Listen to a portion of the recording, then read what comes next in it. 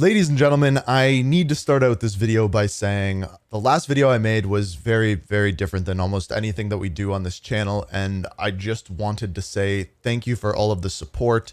If you didn't know what was going on, my girlfriend Steph, she's pretty sick, and I needed help, I needed advice, I needed a point in the right direction, and the support was absolutely overwhelming. All of the well wishes, the advice that we got sent. I'm still trying to go through all of the emails. We are in contact with many different doctors and things like that, trying to get things moving in the right direction. If you saw that video, if you showed your support, if you liked it, everything that you guys did was literally overwhelming. I appreciated it so much. Steph appreciated it so much. And yeah, I just wanted to say thank you guys so much. It just shows how much you guys support the channel, how much you support me, and even how much you support Steph. It really meant a lot. But to repay you guys, the show must go on, and we are back with more Call of Duty videos. This one is a special one because recently on the channel, we've been diving into these kind of Black Ops mysteries, answering unanswered questions that were left in the Black Ops games previously. But one thing that you may not have known is there's a bunch of secret stories within the Black Ops universe, hidden throughout the several different games, and specifically in this one, hidden in one game, a game by the name of Black Ops Declassified, which normally these kind of spin-off games do not continue the story of our main characters. But Black Ops Declassified is different because it continues the story of our main characters, Frank Woods, Alex Mason, the CIA, and the entire Black Ops universe, and I believe even gives us information on who the main character of Black Ops Gulf War, our next Call of Duty game coming this year, is actually going to be. So let's dive in to these Black Ops secret stories. Agent Ryan Jackson, Office of the Inspector General, case number 290184, January 8th, 1990. I've spent the better part of my career at the agency studying the lives of these men. First under former AD/SAD Richard Kane, and again now with OIG. Mason, Woods, Hudson, Dragovich, Nova, Kennedy, Angola, Nicaragua, and now, thanks to recent events in Panama, the Senate subcommittee wants answers. I want you to pay close attention to this date as it's going to come back later on. But January 1990, after the US invasion of Panama, the CIA agent known as Ryan Jackson is conducting a report on several operations carried out by Alex Mason, Frank Woods, and their handler, Jason Hudson.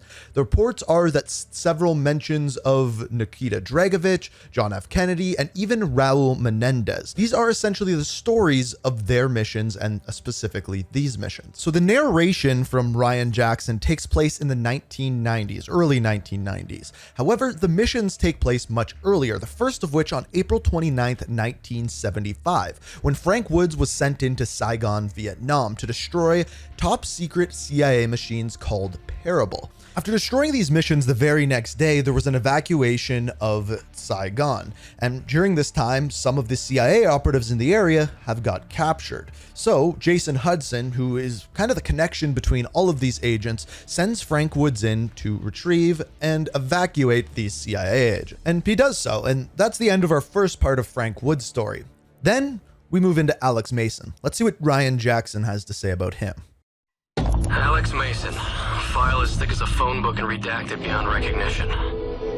Bay of Pigs, Vorkuta, Dallas. Rumors and urban legends follow this man like a stench. It's near impossible to filter the truth from the fiction.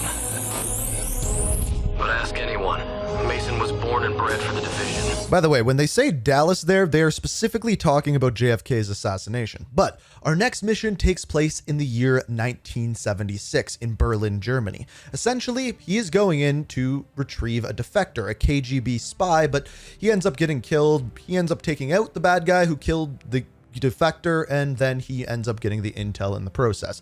That's essentially all you need to know about that mission. But next is where things get a little bit more interesting. In the winter of 1977, history repeated itself. Agent Jason Hudson's contacts heard whispers of KGB attempts to resurrect the Nova Project. He petitioned division leadership to greenlight a reconnaissance mission to his old stomping grounds, the Nova gas facility at Mount Yamantau that he and Agent Weaver buried back in '68. So this one's important for many reasons. So first of all, if we go into what Ryan Jackson said here, back in the year 1968, Frank Woods and Weaver went to this location on Mount Yamantau and found that it was a Nova 6 gas facility. So the first time that we see Mount Yamantau was all the way back in Black Ops 1, but it was not the last time that we saw this facility. This facility was brought back up once again in the game Black Ops Cold War and became a very large part in the story in the postseason when we were getting the story for Verdansk and what Stitch was doing alongside Perseus. So this facility was destroyed once in Black Ops 1 by Frank Woods and Weaver. It was then destroyed again in the year 1984, this time by Stitch. However, that was the third time technically, because if we look at the story of Black Ops Declassified, a similar kind of thing happens where Frank Woods goes in, they basically stop a ballistic missile from going off, which was planning on spreading Nova 6 gas, and then they destroy the facility once again in a very similar fashion to what we have seen a couple of times now. Now, the final mission of Black Ops Declassified is probably the most important. It takes place in the year 1982, and it is the invasion on the Menendez drug cartel. Essentially, our characters are sent in because there is a big meeting between the higher-ups of the Menendez drug cartel, specifically the leader by the name of Jose Luis Menendez, who just so happens to be Raul Menendez's father. And what they end up doing is assassinating him.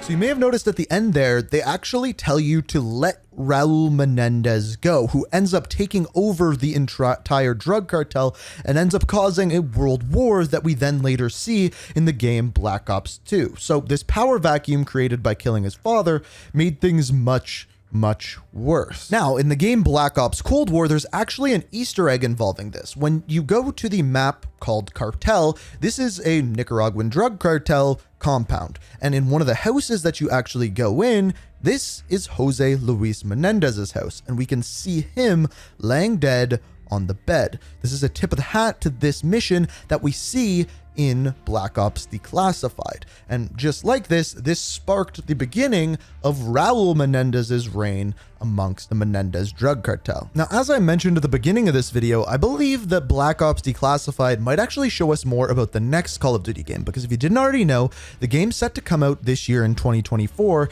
is said to be titled Call of Duty Gulf War and take place in the early 1990s. Well, as I mentioned, this report that Ryan Jackson is giving at the very beginning of Black Ops Declassified goes over all of these missions, but this is going on in the year 1990. In other words, this report would take place right before the events of Black Ops Gulf War. So I would very highly guess that in Black Ops Gulf War, we are going to see not only Alex Mason and Frank Woods return, but somehow Ryan Jackson as a handler, investigator, something along those lines coming as well. Now, believe it or not, we do actually have a lot more information on Ryan Jackson, and if you'd like to see a video just on him alone and that background information on him, let me know by hitting that like button, subscribing, let me know down in the comments. But for now, these have been the secret stories of Black Ops Declassified. Hopefully you enjoyed the video. If you did, hit the like, subscribe, all of that kind of jazz. And as always,